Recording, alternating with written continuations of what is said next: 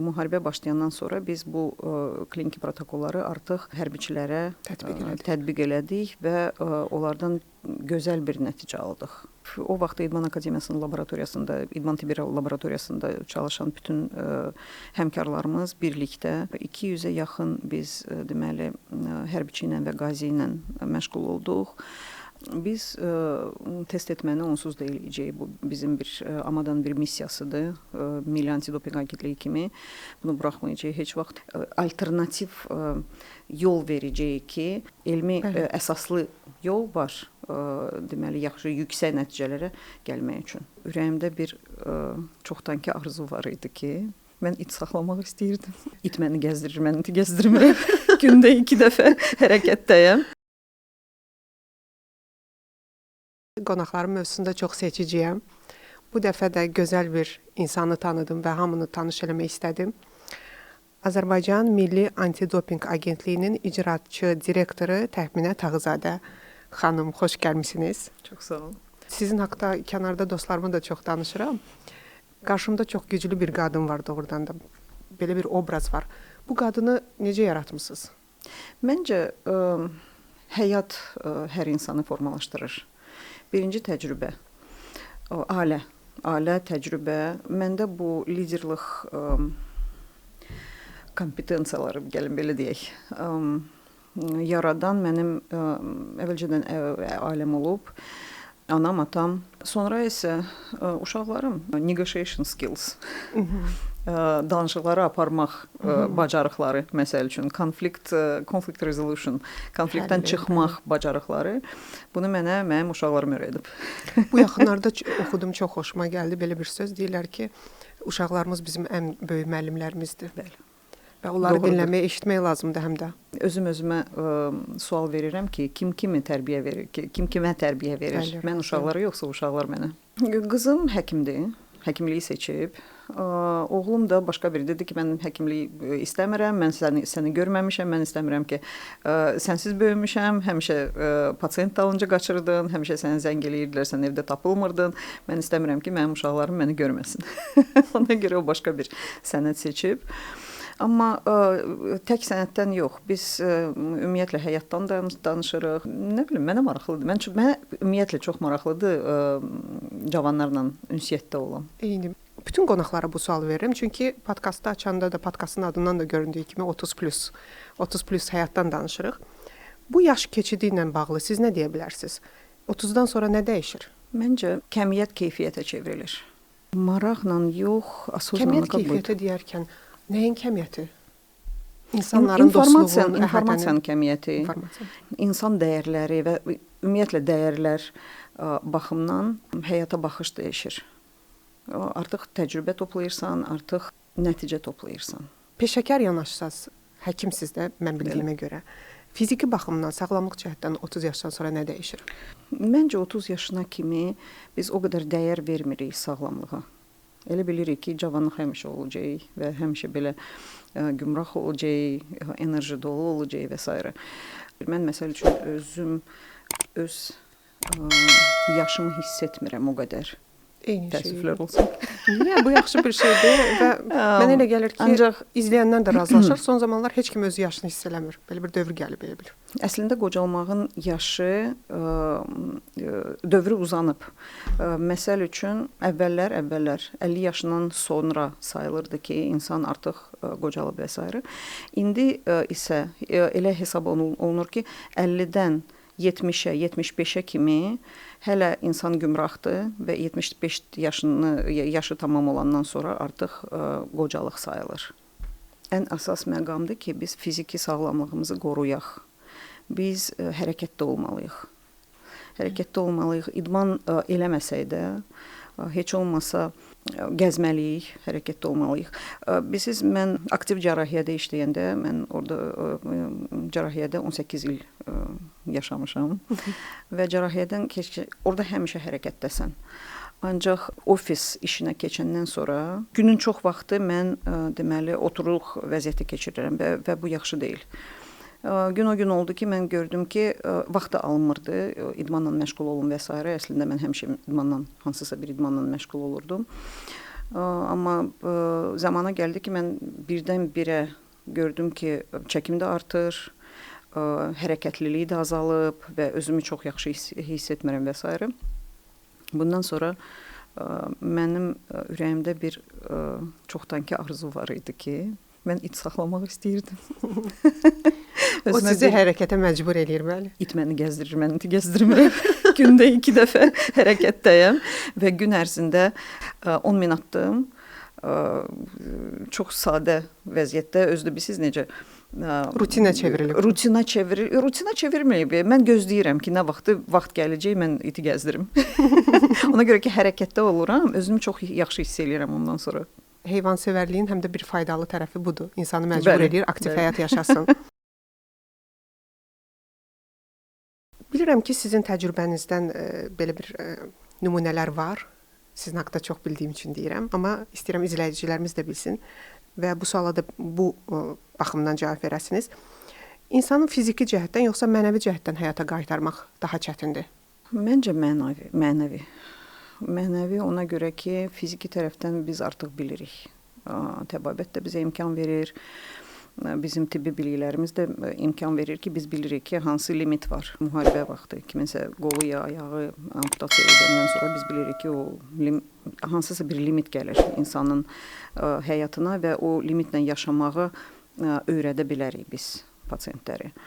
Ancaq mənəvi cəhətdən o daha çox vaxt tələb edir.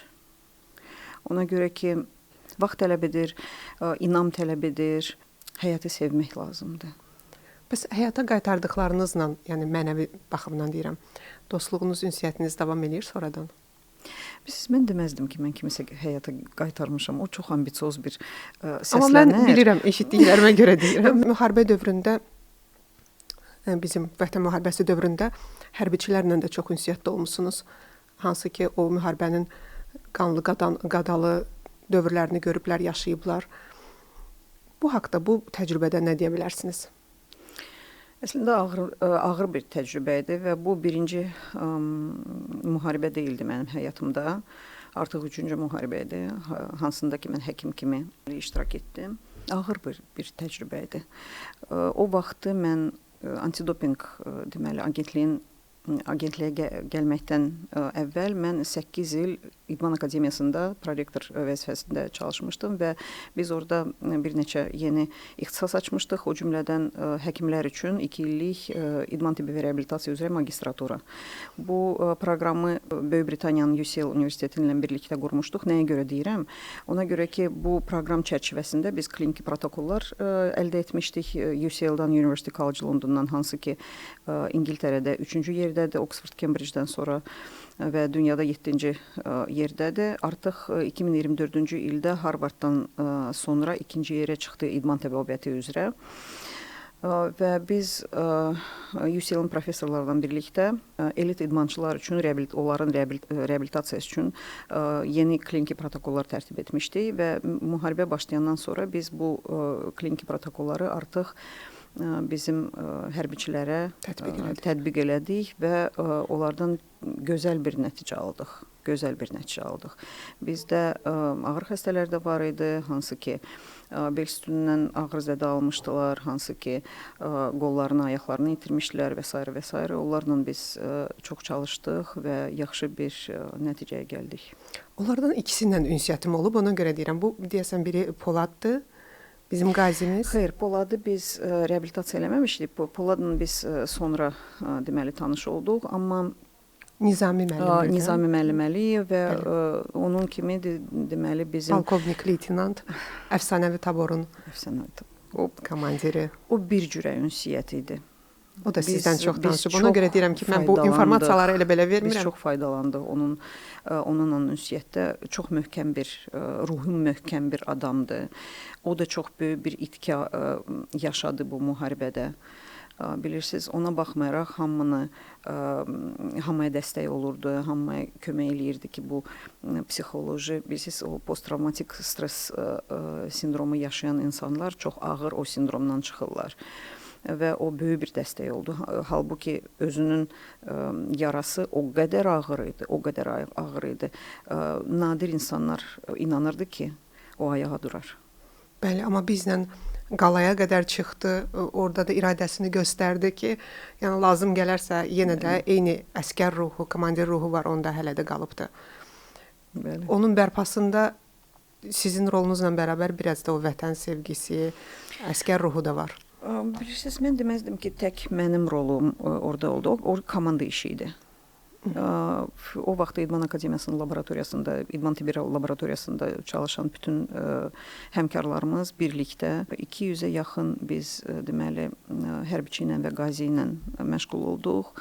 Onlardan 64 nəfər xüsusi təyinatlı qoşunlardan idi. 64 nəfərdən 62-ni biz qaytardıq tam xidmətə. Bəli, xidmət. 2 nəfər xidmətə qayıda bilmədi, ancaq ona görə ki, onlarda deməli qol tikisi var idi, amputasiyası var idi. Amma onlardan biri paralimpiyaçı olub və qızıl medal qazanıb yüngül atletikada və o birisi isə indi çalışır, evlənib bir balası da var. Getdi toyunda da iştirak elədi. Allah qorusun ailəsini də, özünü də. Amma da idmançılar, ədalətli oyun, mübarizə, bu da bir meydandır. Burada da bir savaş ruhu lazımdır. Və idmançıları necə ruhlandırırsınız ki, onlar yan vasitələrdən istifadə eləməsinlər qələbə üçün? Əslində bunun ən yaxşı yolu təhsildir. Və biz test etməni onsuz da eləyəcəyik. Bu bizim AMADAnın bir missiyasıdır. Milli Antidopinq Agentliyi kimi bunu buraxmayacağıq heç vaxt. Ancaq təhsil ən vacib bir məqamdır. Ona görə ki, təhsil insana informativ seçim verir. Bəli. İdmançı artıq bilə-bilə seçim eləyir və bu çox vacibdir. İkinci tərəfdən AMADA öz fəaliyyətini yerinə yetirməklə biz dürüst idmançıların hüquqlarını qoruyuruq. Bilirsiniz, əslində testing proseduru özü də çox belə komfort prosedur deyil. Hamı da bunu başa düşür və biz çalışırıq çox professional şəkildə onu yerinə yetirək ki, bacardığımız qədər diskomfort hissi verməyək idmançılara. O təzyiq məsələsi deyil, diskomfort əslindədir, fizioloji diskomfortdur və s. O idmançılar ki, hansı ki bilir ki, karyeranı dürüstlük üstündə qururlar. Onlar imkan yaradır bizə, həmişə də bizə dəstək olur və mən bunun üçün onlara təşəkkürümü bildirmək istəyirəm. Ona görə ki, onlar həmişə dürüstlüyün və ədalətin tərəfindədirlər. Heç vaxt uşaqlıqdan mən ədalətsizlik sevmirdim, qəbul elə bilmirdim. Və talih sizi bu misiyanı verdi. Nə vaxtsa talih məni deməli Antidopinq Agentliyinə gətirdi. Dopinq istifadəsi ona əsaslanır ki, nəticələri tez alırsan. Dəvr orasındadır. Amma onunla birlikdə o qədər dopinqin mənfi cəhətləri, ədalətliyi bir yana qoyaq. İnsan orqanizminə o qədər zərər vurur dopinq sonra onun altından ya mümkün deyil, ya çox ağır çıxırsan. Biz bunu da fikirləşdik və hal-hazırda biz yeni bir təhsil platforması yaradırıq. Hansında ki, biz idmançılara böyük bir seçim verəcəyik. Orada bu platformada yenə də təhsil platformasıdır. Biz dünyada ən yaxşı idman nutrisionistləri, idman psixoloqları, idman tibbi üzrə ən yaxşı mütəxəssisləri gətizdirəcəyik və idmançıları, məşqçiləri və idman həkimləri məlumatlandıracağıq ki, onlara imkan yaradacağıq, trening keçəcəyik ki, hansı üsullarla dopinqsiz bu alternativ yol verəcəyik ki, həmişə qadağa qoymaq da düzgün deyil. Qadağa qoyursan, amma onun əvəzinə nəsə dopinq olmaz, onu eləmək olmaz və s. o pisdir. Amma onun yerinə hansısa bir alternativ yol təklif eləmək lazımdır ki, belə bir yol var. Elmi əsaslı yol var. Deməli, yaxşı, yüksək nəticələrə gəlmək üçün. Dopinq istifadə edən idmançı yəqin ki, özü də qorxu ilə yaşayır ki, birdən onun yalanı üzə çıxar da. Dopinq qəbul etməsinə rəğmən, qəbuldur, hansı vasitə ilə eləyir, onu bilmirəm. Və nəticəsi yaxşı olmayan idmançılar olurmu? Əslində, mənim şəxsi fikrimdir bu, ki, dopinqi istifadə edən idmançı əslində özünə güvənə bilmir. özünə inanmır, ona görə dopinqdən istifadə eləyir ki, sabahları göstəriciləri yüksək olsun. Və bəli, qorxu içində yaşayır ki, nə vaxtsa onu gəlib yoxlayanda, dopinq aşkar olanda bütün idman karyerasını bu insan itirəcək. Dopinq aşkar olandan sonra, məsəl üçün, bu idmançı qızıl medal ya hansısa bir medal qazanıbsa, o medal geri qaytarılır. Ondan götürülür o medal və bütün karyerası puç olur. Nüfuzdan düşür. Nüfuzdan düşür. Və bu qorxu hissə ilə yaşamaq, mən bilmirəm nə qədər insan dözə bilər buna. Misal kimi göstərmək istəyərdim ki, Napoleon məsəl üçün şəxsi mühafizə özü üçün seçəndə əskərləri düzürdü və kəskin səslə onları qorxudurdu. Öz mühafizəsinə onları seçirdi ki, hansı ki qorxudan qızarır. O deməkdir ki, noradrenalin hormonu onlarda çox yüksək səviyyədədir və bunlarda döyüşə hazırlıq daha möhkəmdir. Hər şeyin əslində əsasları elmi əsaslarla baxanda həyat daha maraqlı olur. Və məncə ona görə mən bir də təkrar etmək istərdim ki, bu elmi əsasları biz istəyirik təhsilə gətirmək və idmançılara göstərmək ki, elmi əsaslarla siz təhsil alsaz, bilsəz ki, xüsusi yeməklərlə, xüsusi metodikalarla, xüsusi psixoloji yanaşma ilə, xüsusi deməli idman travmaların profilaktikası ilə siz öz deməli göstəricilərini daha yüksək nailiyyətlərə siz deməli gətirib çıxarda bilərsiniz. Bəs idmançının elə nüfuzundan danışdıq. Keçmiş dopinq ləkəsini necəsə təmizləmək olar, yoxsa bir dəfə edilən səhv heç vaxt bağışlanmır? Vəziyyət o qədər də gərgin deyil. Deməli, dopinq tapılanda idmançıya sanksiya verilir. Sanksiya müddəti bitəndən sonra o idmana qayıda bilər. O idmana qaydanda ona deməli belə bir siyahı var, Register Testing Pool. Qeydiyyata alınmış testing, qeydiyyata salınır o idmançı və 1 il, 2 il ya 3 il ərzində buna çoxlu miqdarda test keçirilir. Onların nəticəsi 0 olsa, deməli, negativ olsa, onda artıq deməli o QTQ siyahıdan da adı çıxarılır və sərbəst idmana. İkinci şans verilir ona idmana qayıtmağa. Bu bir tərəfdən pozitiv xəbərdir ki, səhv insan eləyə bilər, amma əsas odur ki, səhvi başa düşsünlər, bir daha bu yola gəlməsinlər. Bəs biraz spiritual yanaşsaq məsələlərə, yalanla qazanılmış uğurlar, heç kim bilməsə belə, bu uğurların karması varmı? Mən bilmirəm, ona karma deyilir ya nə deyilir, amma insan hansısa pis hərəkət eləyəndə özü bilir axı. Allaha da inanmasa, özü bilir ki, bu hərəkət eləyib, eləmi? Və geci tezi var. Mənim şəxsi fikrimcə hər şey qayıdır insana. Yaxşılığı da qayıdır, pisliyi də qayıdır, yalan da qayıdır. Yalan. Kimsə də ona qarşı o haqsızlıq eləyəcək. Əvvəl-axırı o haqsızlıq hardasa ona qayıdacaq. Ümumiyyətlə, idmanda və digər sahələrdə qadınların üstünlükləri nədir? Və yaxud zəif cəhətləri nədir? Yəni, bu qadın xüsusiyyətlərimiz bizə kömək edir, yoxsa mane olur? Məsəl üçün, mən bilirəm ki, qadınlar kontrolu çox sevir. Bu yaxşıdır, yoxsa pis? Əslində, mən yaşlaşdıqca yaxşı və pisi öz leksikonumdan çıxardıram yavaş-yavaş. Mən də. Nə yaxşıdır, nə pisdir, yanaşmadan asılıdır, situasiyadan asılıdır. Və qadın məsəl üçün fizioloji olaraq onun missiyası ondan ibarətdir ki, dünyaya uşaq gətirsin, onu deməli hansısa bir mətləbə çatdırıb, imkan yaratsın ki, bu uşaq böyüsün və sabahları özünü idarə etsin və s.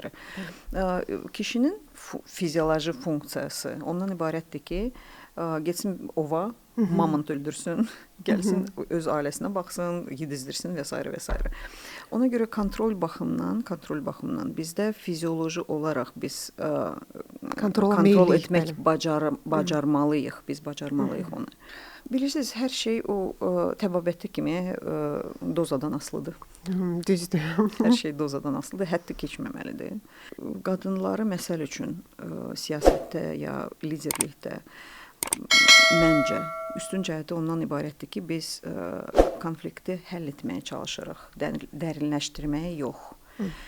Və bu cəhət çox yaxşı cəhətdir. Ancaq həddən artıq empatiya olanda bu qərar vermək üçün bizə düzgün qərar vermək üçün imkan yaratmır. Ona görə bu tərəfə biz özümüzü kontrol eləməliyik. Bəli, empatiya duyğusu qadında daha çoxdur, rəhim, mərhəmət. Biraz həddi aşırıq o mövzuda, düzdür, haqlısınız. Demək olar ki, kontrol dozasında yaxşıdır, empatiya da dozasında yaxşıdır. Hər şey dozada yaxşıdır. Xüsusiyyətlərimizi, qadın xüsusiyyətlərimizi həddə saxlaya bilsək, bu bizə kömək eləyər, mane olmaz.